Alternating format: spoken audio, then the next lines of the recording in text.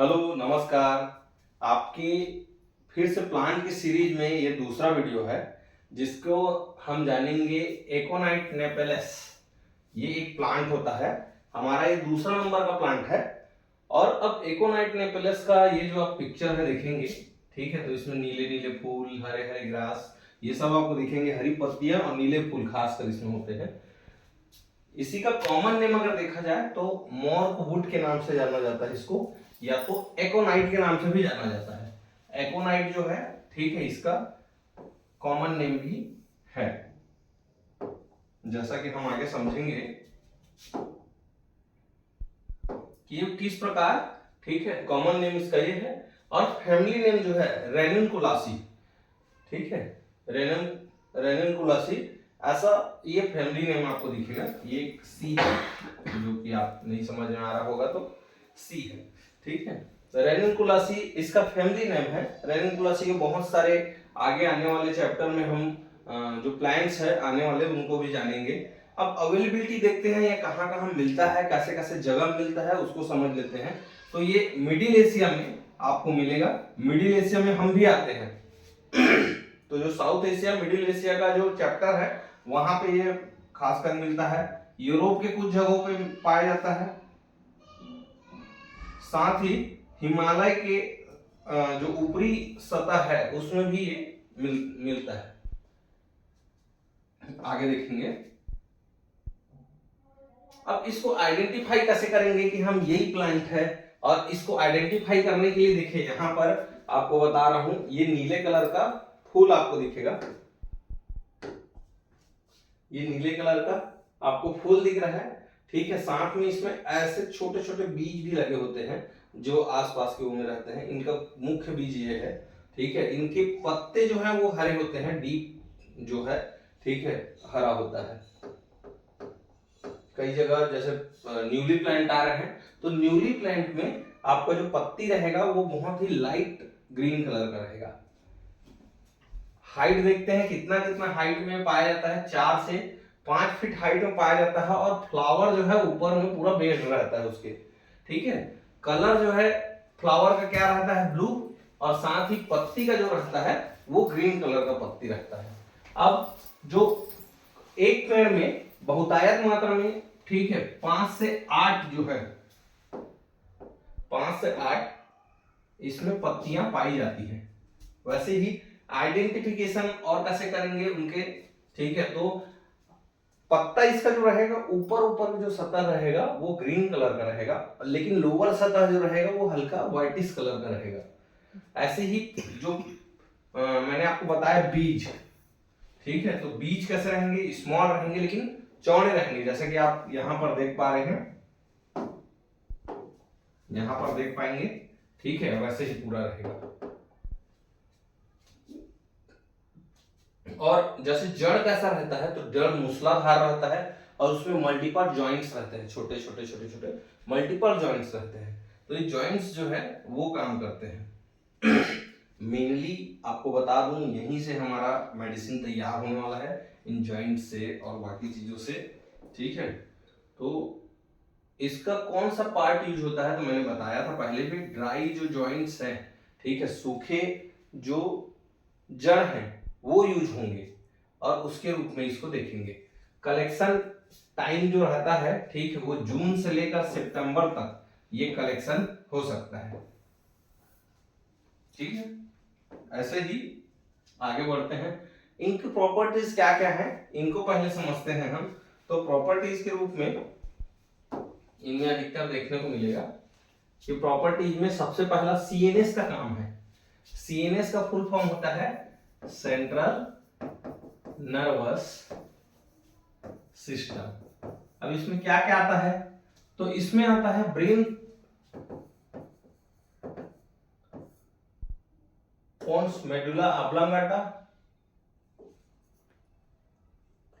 और साथ ही, ठीक है, जो हाइंड ब्रेन है वो आता है। ऐसा सीएनएस का पार्ट है, ठीक है, सेंट्रल नर्वस सिस्टम का, उसमें ये काम करता है।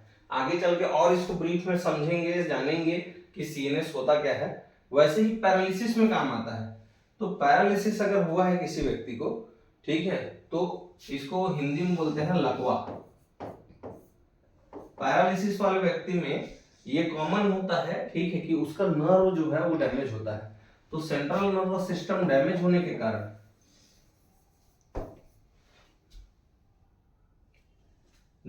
कारण इनको पैरालिसिस की शिकायत आई रही होती है, ठीक है, जिसका पेरिफेरल नर्वस सिस्टम काम नहीं करता। अब अलग अलग पैरालिसिस का अलग अलग टाइप है ना, आप इसको पहले समझ लीजिए।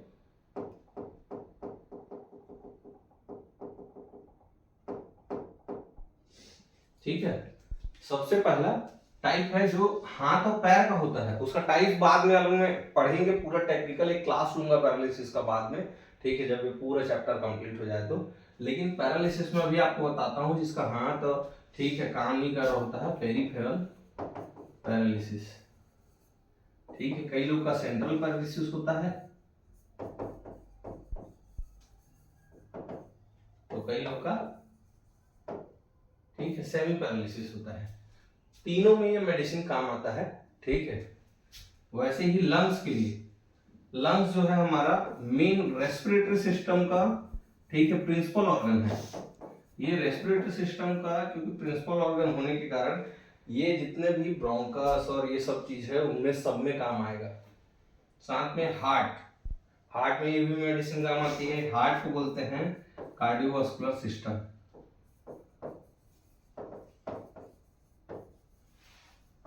क्योंकि कहीं भी शरीर में अगर ब्लड जाना हो या फैलाना हो, ठीक है, तो क्या कौन काम आता है? हार्ट काम आता है। और इसीलिए हार्ट को मुख्य रूप से ऑर्गन, वाइटल ऑर्गन में शामिल किया जाता है। वैसे इंटेस्टाइन में काम आएगा। अगर इंटेस्टाइन का कुछ परेशानी हो, मान लीजिए कभी ऐसा हुआ कि क्रॉनिक कॉन्स्टिपेशन ही हो गया, तो वो भी इंटेस्टाइन का दिक्कत में आता है। ठीक है,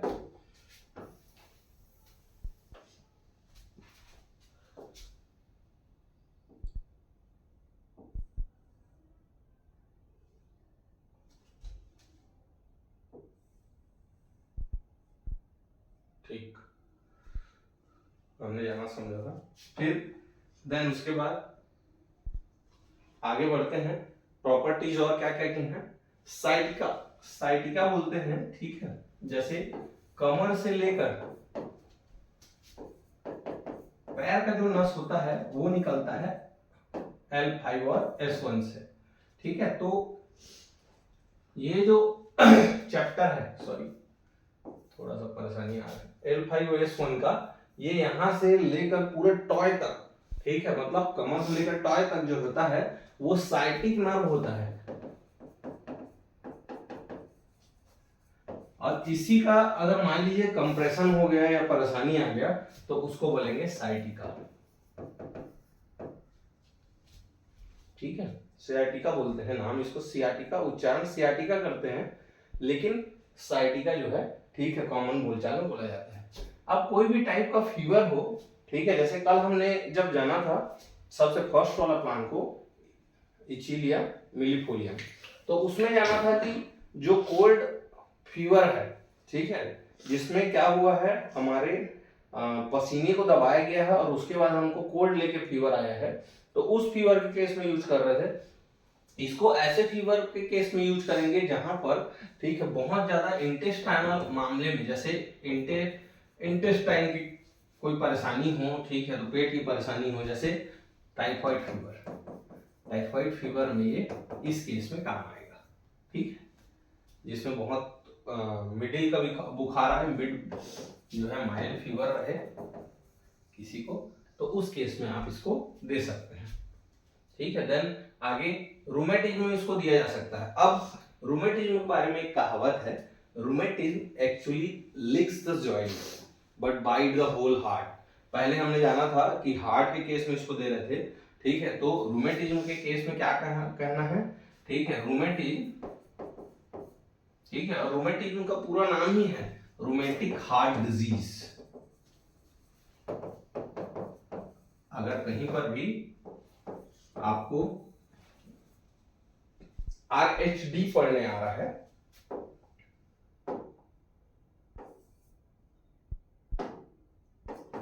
HD पढ़ने आ रहा है तो उसका पूरा मतलब ही है रूमेटिक हार्ट डिजीज, ठीक है। वैसे ही अगर किसी को स्वस्थ रहना है तो इसको डेली, ठीक है, कंजप्शन में लाइए। डेली कंजप्शन में अगर 100 mg लेते हैं, ठीक है, तो व्यक्ति का हार्ट, किडनी, लीवर सभी चीजें, ठीक है, बिल्कुल स्वस्थ रहती है। किडनी के मामले में भी अगर यूरिन किसी को, ठीक है, आउटपुट सही नहीं जा रहा है तो भी इसको ले सकते हैं। वैसे ही किस केस में काम आएगा? नर्व पेन के केस में काम आएगा, जिसको न्यूरेल्जिया हो रहा है, ठीक है। साथ ही नर्व का ऐसा पेन है, ठीक है, जैसे किसमें होता है कि हाथ और पांव में दर्द हो रहा है, ठीक है, तो ये होता है पॉलीन्यूराइटिस में। पॉलीन्यूराइटिस के केस में भी इसको दिया जा सकता है। साथ ही जॉइंट पेन के केस में दिया जा सकता है, जैसे हमने RLD पढ़ा था, रूमेटिक हार्ट डिजीज, ठीक है। वैसे ही उसके अलावा भी जितने भी प्रकार के जॉइंट पेन है, जितने भी प्रकार के जॉइंट पेन है, उनमें भी इसको दिया जा सकता है। हेयर फॉल के केस में दिया जा सकता है, ऐसा हेयर फॉल जिसमें स्कैल्प की वजह से परेशानी आ रही हो, उस केस में दिया जा सकता है। अगर स्कैल्प में बहुत ज्यादा डैंड्रफ आ गया है, अगर बहुत ज्यादा उसमें इचिंग हो रही है, बाल का जो है दोमुहापना है, ठीक है, तो उसमें भी दिया जा सकता है, डबल स्टेप हेयर में, ठीक है। अगर किसी को पसीना जो है नहीं आ रहा है तो इसको दे के पसीना लाया जा सकता है, ठीक है। क्या करता है? स्वेटिंग को इंक्रीज करता है। इसको क्या किया जा सकता है? देकर पसीना लाया जाता है, ठीक है, क्योंकि पसीना हमारा टॉक्सिन निकलने का एक प्रमुख माध्यम है, ठीक है। बॉडी में जैसे टॉक्सिन अलग अलग माध्यम से निकलता है, उसमें से पसीना भी एक माध्यम है, तो पसीने में निकलने देना चाहिए। कई लोग क्या करते हैं, अभी का जैसे चलन है कि एसी पूरा का पूरा, हम दिन भर एसी में रह रहे हैं, तो बॉडी का जो स्वेटिंग प्रोसेस है वो डाउन हो जाएगा, और बॉडी का स्वेटिंग प्रोसेस डाउन होने के कारण क्या होगा, ठीक है, तरह तरह की बीमारियां हमको होने लगेंगी, या तो इंटरनल या तो एक्सटर्नल भी होता है। कई लोग का स्वेटिंग रुक जाता है तो खुजली उजली बढ़ने की संभावना बहुत ज्यादा होती है। तो इसीलिए, ठीक है, आप दिन में 2 चीज जरूर इस्तेमाल करें, एक बाहर निकले, ठीक है, और थोड़ा सा हल्का धूप लें, और दूसरा चीज, ठीक है, आप जरूर अपने स्वेटिंग प्रोसेस को ऑन रखें, ठीक है, ताकि बॉडी की जितनी भी टॉक्सिन्स है जो पसीने से निकलनी है वो कम से कम बाहर निकल जाएगा। एक्सेसिव स्वेट, एक्सेसिव जो भी जितनी चीजें हैं, ठीक है। एंजाइटी वाले केस में दिया जा सकता है, अगर व्यक्ति बहुत ज्यादा परेशान हो और बहुत ज्यादा सोचने वाला हो, ठीक है, और जैसे मेंटली स्ट्रेस हो उसको, ठीक है, तो उस केस में अपन दे सकते हैं। एंजाइटी केस में स्ट्रेस है और जो है, ठीक है, बहुत ज्यादा मेंटली सोचने वाला हो, मेंटली थॉटफुल हो, तो उस केस में इसको दिया जा सकता है। साथ ही नंबनेस में इसको दिया जा सकता है। नंबनेस इन द सेंस, ठीक है, आपका कहीं करके का भी, ठीक है, सुन्नपन अगर हो रहा है, उसके पहले आपको टिंगलिंग सेंसेशन, इसको बोलते हैं झुनझुनी, मतलब कहीं पर झंझनाहट हो रही हो ना, हाथ में, पाँव में, किसी ऑर्गन में, ठीक है, तो उस केस में टिंगलिंग सेंसेशन के कारण, ठीक है, ये आ सकता है, ठीक है। वैसे ही पल्स रेट अगर किसी का इंक्रीज करना हो, ठीक है, बढ़ाना हो, तो उस बढ़ाने के लिए, ठीक है, आप इसका प्रयोग कर सकते हैं पल्स रेट को बढ़ाने के लिए, ठीक है।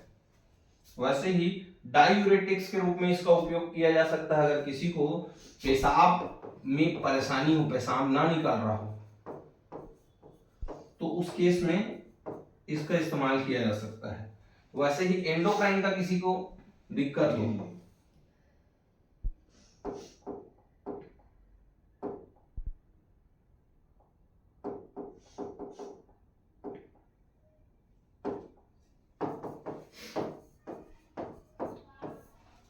ऐसे ही एंडोक्राइन, मतलब एंडोक्राइन, हमारे शरीर में 2 प्रकार के अलग अलग ग्लैंड होते हैं, एक होता है एंडोक्राइन और दूसरा होता है एक्सोक्राइन। एंडोक्राइन ऐसे ग्लैंड को बोलते हैं जो अपना जितना भी बनाया मटेरियल है, हार्मोन है, वो सीधे सीधे ब्लड में छोड़ते हैं और किसी काम को करवाते हैं, ठीक है, सीधे ऑर्गन बेस्ड टारगेटिंग होती है उनकी ब्लड के थ्रू, तो उनको क्या बोलेंगे, एंडोक्राइन ग्लैंड्स। ये एंडोक्राइन ग्लैंड्स जितने रहते हैं, ठीक है, वो अपना टारगेटिंग ऑर्गन के ऊपर काम करते हैं। तो जितने भी प्रकार के एंडोक्राइन सिक्रीशन है, ठीक है, उनको जो है आप इसमें मेडिसिन से यूज कर सकते हैं, मेडिसिन यूज करके उनको ठीक कर सकते हैं। अगला है, अगर किसी का, ठीक है, सेंसरी नर्व फैक्टर स्टिमुलेट नहीं है तो उसको इंक्रीज करने का काम किया जाता है। अगर डायबिटीज है किसी को, ठीक है, तो डायबिटीज में आप दे सकते हैं। किसी का पेशाब में, ठीक है, किसमें, पेशाब में अगर धातु जाना समझते हैं, ठीक है, स्पर्म जा रहा हो, ठीक है, तो ऐसे केस में स्पर्मेटोरिया बोलते हैं उसको, ठीक है, स्पर्मेटोरिया, ये केस में इसको यूज किया जा सकता है। साथ ही कॉन्स्टिपेशन, ठीक है, पेट में अगर ये इंटेस्टाइनल, ये भी इंटेस्टाइनल से संबंधित, ठीक है, परेशानी है, तो कॉन्स्टिपेशन किसी को अगर हो तो आप दिया जा सकता है। अगर कोई बहुत ज्यादा डिप्रेस हो, तो जैसे दूसरी अन्य पद्धति में जो दवाइयां इस्तेमाल होती हैं वो बहुत हानिकारक होती हैं, ठीक है, क्योंकि एंटी सेडेटिव, ट्रॉन्कलाइजर, ये सब यूज होता है, तो उनका छोड़ के इसको नार्कोटिक मेडिसिन के रूप में भी उपयोग किया जा सकता है, ठीक है, जिसका कोई भी साइड इफेक्ट नहीं होता है इस मेडिसिन का, ठीक है। तो नार्कोटिक मेडिसिन के रूप में इसका उपयोग किया जाता है अगर किसी व्यक्ति को स्ट्रेस हो, ठीक है, एंजाइटी हो, तो इसका मेडिसिन का उपयोग किया जा सकता है। अब ये कौन कौन सी मेडिसिन में यूज होता है, जैसे हमने 38 मेडिसिन पढ़ा है, ये 38 मेडिसिन में कौन सी ऐसी मेडिसिन है जिसमें ये यूज होता है, तो 38 मेडिसिन में से 2 मेडिसिन में यूज होता है। एक होता है F1, ठीक है, जिसमें 20 पार्ट यूज होगा, और एक होता है RE, जिसमें भी 20 पार्ट यूज होगा। अब इसको कैसे बनाते हैं, मेडिसिन को कोहोबेशन मेथड से इसको बनाया जाता है, एक्सट्रैक्ट लिया जाता है, एक्सट्रैक्ट लेके, ठीक है, आगे काम किया जाता है। तो अगर ये हमारा प्रयास आपको अच्छा लगा, पहले तो वीडियो देखने के लिए बहुत बहुत धन्यवाद, ठीक है, आप वीडियो देख रहे हैं और ये चीजें समझ रहे हैं और आगे इसको बढ़ाएंगे ऐसी हम उम्मीद करते हैं। आप इसको भर भर के, ठीक है, प्यार दे रहे हैं, उसके लिए बहुत बहुत धन्यवाद। तो थैंक्स फॉर वॉचिंग, एंड अगर कोई भी क्वेश्चन है आपको, कुछ भी क्वेश्चन है, तो आप सीधा, कोई भी डाउट है, क्वेश्चन है, उसको सीधा कमेंट करिए, अभी के अभी कमेंट करिए। कुछ समझ नहीं आया सर, ये है, इसका मतलब क्या होता है, जो भी आपको पूछना है, ठीक है, आप उस वर्ड पर्टिकुलर को नहीं जान रहे हैं तो वीडियो दिखा कर दीजिए, या तो उस पर्टिकुलर टाइमिंग को लिख दीजिए कि हाँ ये 1 मिनट और 32 सेकंड सर आपने जो वर्ड बोला था, ठीक है, ये मेरे को समझ नहीं आया, आप कमेंट कर दीजिए और इसको भर भर के प्यार दीजिए, लाइक करिए, शेयर करिए लोगों को, ठीक है, जितने भी लोग आपके संपर्क में हैं, आप चाहें तो पेशेंट लोग को भी कर सकते हैं, और सब्सक्राइब कीजिए हमारे इस छोटा से प्रयास को। और आपका जितना भी देख रहे हैं उसके लिए बहुत बहुत धन्यवाद। लोगों को भरपूर इसको अवेयर कीजिए, बहुत जागरूकता की जरूरत है। आपका एक छोटा सा कदम हम लोग का ये जो प्रयास है उसको आगे बढ़ाने में हेल्प करेगा। बहुत बहुत धन्यवाद, बहुत बहुत